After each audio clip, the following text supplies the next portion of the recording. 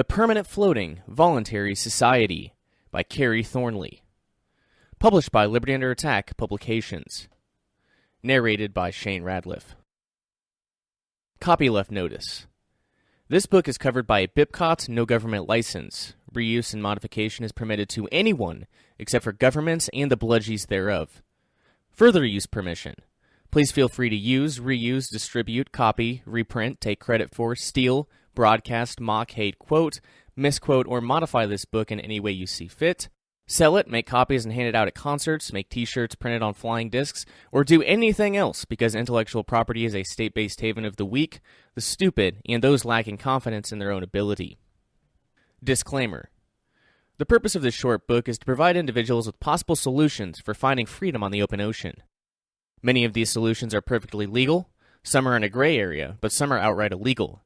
That said, neither the author nor the publisher recommend or advocate anyone break the law. If you decide to pursue any solutions presented in this book, it is done at your own risk and of your own accord. In other words, be smart and practice excellent security culture. Transcriber's foreword. 71% of planet Earth is made up of wide open ocean. This translates into over 332,519,000 cubic miles of water, as estimated by the U.S. Geological Survey. And yet, in large part, humans have yet to even begin utilizing the seemingly endless possibilities abound. Thankfully, the ocean has finally drawn the attention of libertarians in their efforts to be left the hell alone, investors seeking opportunities to profit, and entrepreneurs seeing the potential of medical research, aquaculture, architecture, and more, free from ridiculous, anti-innovative, primitive government regulations. Great for them and also great for you, the consumer.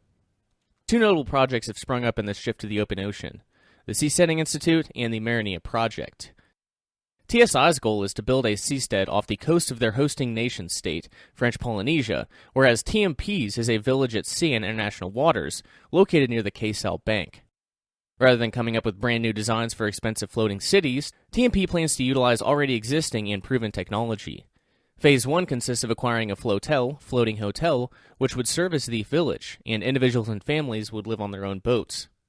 But this idea is far from new. The publication you are about to read, The Permanent Floating Voluntary Society, is a collection of articles originally published in the libertarian publication Innovator from July to December 1966. Herein, Kerry Thornley provides insight on getting started as a sailor, considerations for purchasing boats, potential shipping ventures, starting marine cities, aquaculture, ocean farming, and mining opportunities for entrepreneurs. I hope these articles will inspire you to go against the grain and try something new, whether it's in pursuance of your own personal freedom or just to expand your experiences as a human being. In conclusion, I think Rayo, author of Vonu, The Search for Personal Freedom, put it best, quote, "If your state of anchorage becomes intolerable, don't waste energy in extended public criticism or conflict. Apply your free market principles by setting sail for sunnier waters." End quote. Shane Radliff, September 2017. The Vonu Podcast. Chapter 1. Small Boats. What's the use of being a shipmaster if you can't tell people to go to hell? Old Captain's Proverb. The greater portion of this planet's surface is out of the effective control of any state, and yet libertarians complain that for the man who would be free, there is no place to go. This article is the first of a series dedicated to an exploration of the ocean interstice as a means to personal liberty and economic freedom. Small boats. For as low as the price of a late-model car, an individual can purchase a seaworthy vessel large enough for a small family. This writer is acquainted with a couple who bought a used 26-foot yacht for somewhere around $500 and lived aboard with their small daughter, sailing the Pacific for a year. Since these folks were not adverse to a steady diet of fresh seafood, expenses were quite low. For as the man of the family pointed out, there was no place to spend money out there. And on a previous voyage to the Virgin Islands, they had stocked up on rum at $1.25 a gallon. For the less adventurous, a slightly larger investment will fill the galley with dry land staples. And for those who want to get grim about investing money on a boat, it is no problem to spend over $30,000 for a fancy yacht. But suitably used or brand new boats can be had for much less. You can save yourself time by first getting some book learning, particularly with regard to sailing terminology, a small language in itself very important for conversing with instructors and other sailors. After you learn the difference between a jib and jibe, and learn the origin of such colorful terms in everyday English as landfall, leeway, tack, bilge, and mainstay, you are ready to take a course in theoretical sailing and or small boat safety. Such courses are given gratis by the U.S. Power Squadrons, which comprise a national private organization dedicated to on-the-water safety. And for libertarians who don't mind sanctioning the state, both the U.S. Coast Guard and many public adult night schools offer similar instruction. The next step is to go out on the water under the supervision of a competent sailor. The market rate for such practical lessons at this time in Southern California is around $10 an hour, including boat rental, and worth every penny of it. 6 hours of such supervised sailing ought to make you about ready to go it alone, for gradually lengthening trial runs, during which you can teach yourself to navigate with the help of any good advanced sailing manual. By this time, if you have not been doing so before, you'll probably be keeping an eye out for that special boat that fits you. A sailing vessel with a motor of some kind is probably the best bet for exploring the ocean interstice on a small scale, combining fuel economy with flexibility. There are boats made of steel, fiberglass, and wood. Some are built for speed and others for cruising. You'll be learning more about the choice of a boat for yourself in the process of becoming seaworthy. Meanwhile, the steps outlined above will help you get your rudder wet. Kerry, Thornley. Chapter 2. Large Boats. I glance at the chronometer. I stare at the thin red lines. If only the shore world were regulated by a force as logical, as honest, as the law of storms. Sterling Hayden. Large boats. A former political activist who decided to eliminate the middleman in his crusade for individual freedom, Bill Beer, illustrates in the flesh the permanent floating voluntary society concept. The Beer's Bill, his wife, Sue, and their 3.5-year-old daughter, Barry, perform the combination host-crew guide services of the new family occupation, charter sailing, aboard the True Love, which starred as a major prop in the movie High Society, about half their days on the Caribbean. When they are not chartering or sailing on a busman's holiday, their boat is tied to the dock in Charlotte Amalie of the U.S. Virgin Islands. Here the Beers make repairs and mingle with the 20 or so other couples in the Virgin Islands charter fleet. The Beers acquire the capital necessary for setting up their new business by selling all their property down to the TV set. Then they traveled to Connecticut where they purchased the True Love. At this time, Sue Beer had no sailing experience, and Bill had never owned a boat. They learned seamanship the hard way, under the tutorage of a dense fog, a churning inlet, a sandbar 200 miles of inlet waterway, and a storm in the Atlantic in that order on the trip down to the Caribbean, which prepared them for successful sail navigation of the reef-strewn, poorly charted Bahamas archipelago when their motor blew up near the end of the voyage. But now Bill can say, "We have a freedom and a independence matched by few, and the solid security of near self-sufficiency. We could ask no more." Charter sailing tourists in colorful parts of the world, as the Beers are doing, is a good way to make money while living at sea, but it is not the only way in which a large boat can serve as a tool of production. Simple freedom from police harassment for group activities, such as wild parties, clandestine political meetings, illegal medical operations, is a valuable condition which a boat can provide for a fee. In addition, he can run cargoes to out-of-the-way places, unserviced by major shippers, provide transportation to escaping political refugees, and undertake speculative anti-state ventures, such as the smuggling of American cigarettes into Spain, where high tariffs make such operations, however dangerous, extremely profitable. Smuggling opportunities in a world of anti-libertarian trade policies, in fact, are legion. One can take diamonds out of Africa and South America, run arms to rebels in Cuba, land used auto and refrigerator parts in Mexico, bring gold into certain near-totalitarian countries where ownership of some is unlawful, all for life, liberty, and property. Large boats, in short, offer a way to liberty for those interested in economic as well as personal freedom, but who yet do not possess capital necessary for such permanent floating voluntary ventures as shipping lines or man-made islands to be discussed in future articles of this series. Kerry, Thornley. Chapter 3. Ships and Shipping. The term cheap flags refers to the three states, Panama, Liberia, and Honduras, which lend their flag indiscriminately to all ships provided the owners pay once a registration fee and a very low yearly registration tax. Apart from this, the ship owners sailing under the cheap flag are not subject to taxation. Furthermore, this freedom from taxes is guaranteed by the law, at the same low level in Liberia for 20 and in Honduras for 30 years. It is most interesting that thus three small and underdeveloped states achieved foremost positions in the world shipping market, in spite of the various obstructionist efforts by others, states, and competitors. Peace plans. Ships and shipping. During the last century, no voice was louder in calling for government intervention than that of the American shipping industry. Not only did the shippers want subsidies in order to better compete with the subsidized lines of England, but they were quite willing to tolerate, and sometimes even encourage, trade tariffs as a means of enticing Congress to grant them privileged status. They got their intervention. Now American shipping is on an overall decline, and shippers are demanding increased subsidies in order to better compete with the non-subsidized cheap flag lines. If it has seriously occurred to any American shipowner that the industry's trouble is due to the expensive flag of tariffs, make-work legal regulations, and yes, subsidies for other people, and the resulting taxation, he is probably no longer an owner of an American registration-wise ship. For the most cheerful thing an American shipper can hope for besides a handout these days is a good and bloody full-scale war. Keeping this in mind, along with the corollary that anyone in close sympathy with the policies of American shippers cannot be expected to have much understanding of economics, the interested libertarian will find The Principles of Ocean Transportation by James Vernon Metcalf, a professor of foreign trade at Seattle University, a very fine book. Chief among its virtues is its comprehensive yet relatively concise approach to a field that is usually written about in either a highly specialized manner or in a style so popular as to be superficial. The Principles of Ocean Transportation is the introductory book for the libertarian interested in taking advantage of the freedom of the high seas on a heavy industry level. It provides orientation in all aspects of operating merchant vessels.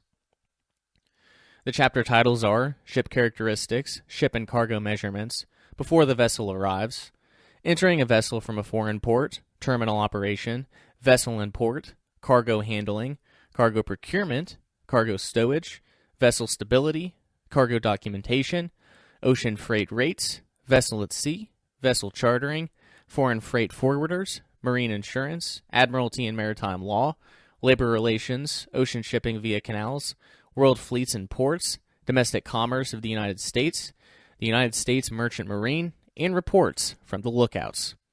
This book can be purchased from the publishers Simons Boardman Books, 30 Church Street, New York, 100007, 1959 for $5.50. The prime consideration with regard to merchant shipping is capital. Unless you have or can raise several $100,000, starting a shipping line is out of the question. Possibly a number of libertarian businessmen will form a company for precisely this reason, for no industry is less physically subject to state harassment, and therefore any better prospect for long-term investment than ocean transportation. Another possibility is for associations of libertarians to form, each for the purpose of buying one ship, and for these associations to cooperate under a single company trademark. Each association could represent a particular faction within the movement. Thus, one might envision a ship with a limited constitutional government, all of its own sailing beside one without any government at all. And perhaps there would be an aircraft carrier called Henry George, upon which the captain collected deck rents, while the sailors aboard the schooner Green Revolution experimented with farming at sea.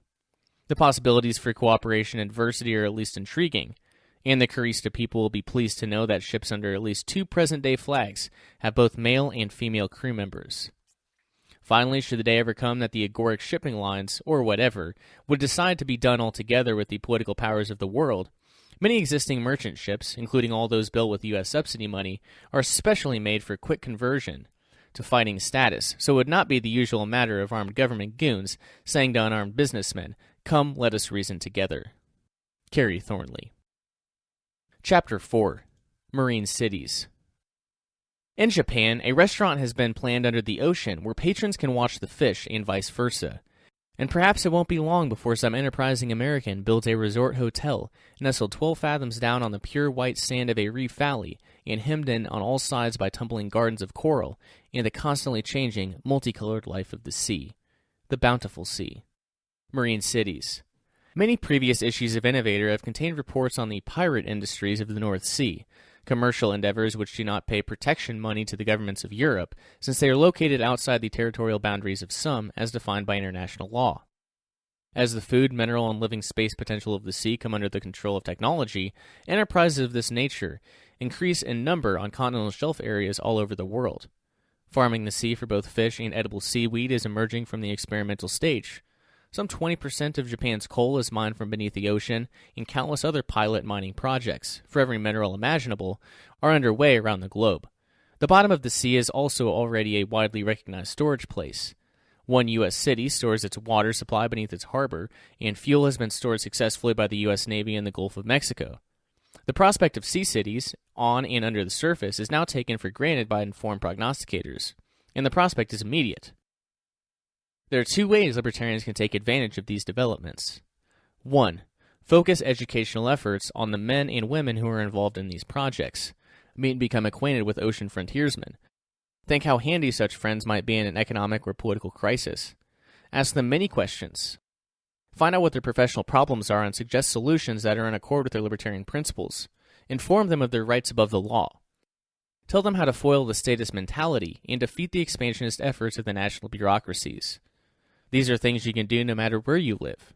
The marine biology professor at a Midwest college is as much part of what is virtually a second industrial revolution as the hypothetical enterprising American who builds a resort 12 fathoms down. And if you live in an Arizona ghost town, you can still write letters or even newspaper columns. Demonstrate to the marine pioneer that his prime advantage is the long tradition of the freedom of the high seas, and that it will be personally profitable to him if he does all that is within his power to maintain it. 2. Concentrate investment of resources on maritime metropolis projects, particularly on man-made floating islands and other highly mobile capital, since this can best be defended against future attempts at control or confiscation by the world powers.